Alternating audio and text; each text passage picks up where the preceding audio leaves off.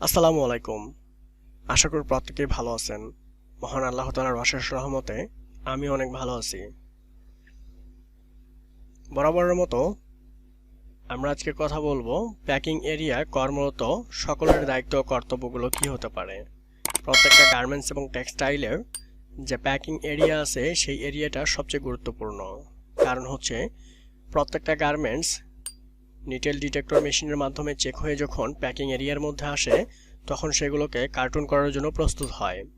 আর ভুলবশত যদি কার্টুনের ভিতরে কোনো নিডেল, সুচ, কার্টার, সুই চলে যায় তাহলে সেই বায়ারটা ক্লেম দিতে বাধ্য হবে এবং ভবিষ্যতে সেটা সমস্যা হয়ে দাঁড়াবে। সুতরাং আজকে আমরা প্যাকিং এরিয়া নিয়ে কিছু কথা বলবো। আপনার মনে যদি গার্মেন্টস রিলেটেড কোনো প্রশ্ন থাকে তাহলে অবশ্যই কমেন্টস বক্সে একটা প্রশ্ন করে যাবেন। কথা না বেড়ে চলুন শুরু করা যাক।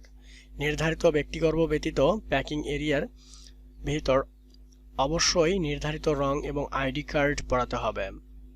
অন্য কেউ প্রবেশ করতে চাইলে অবশ্যই রেজিস্টারে নাম লিপিবদ্ধ করার পরামর্শ দিতে হবে। ক্যামেরার পজিশন সঠিক আছে কিনা পর্যবেক্ষণ করা। কোনো প্রকার মেটাল জাতীয় দ্রব্য, সিজার, কাটার, নাইফ, ভ্রম, পিন, ব্লেড, নেডেল, কাটার, এন্ট্রি কাটার, টিনের টুকরা ইত্যাদি প্যাকিং এরিয়া নিয়ে যাওয়া থেকে বিরত থাকতে হবে, যা সম্পূর্ণ নিষিদ্ধ। খাবার বা পানীয় জাতীয় কোনো কিছু প্যাকিং এরিয়া নিয়ে যাওয়া থেকে বিরত থাকতে হবে, যা সম্পূর্ণ নিষিদ্ধ। মেটাল ডিটেক্টর মেশিন দ্বারা 5 গার্মেন্টস ও প্রয়োজনীয় সংখ্যক কার্টুন ছাড়া অন্য কোনো পুরাতন গার্মেন্টস ভাঙা কার্টুন প্যাকিং এরিয়ার ভিতরে থাকবে না। সুতরাং আপনি বুঝতে পারছেন প্যাকিং এরিয়াটা সবচেয়ে গুরুত্বপূর্ণ। ভিডিওটা যদি ভালো লেগে থাকে তাহলে অবশ্যই শেয়ার করে দিবেন।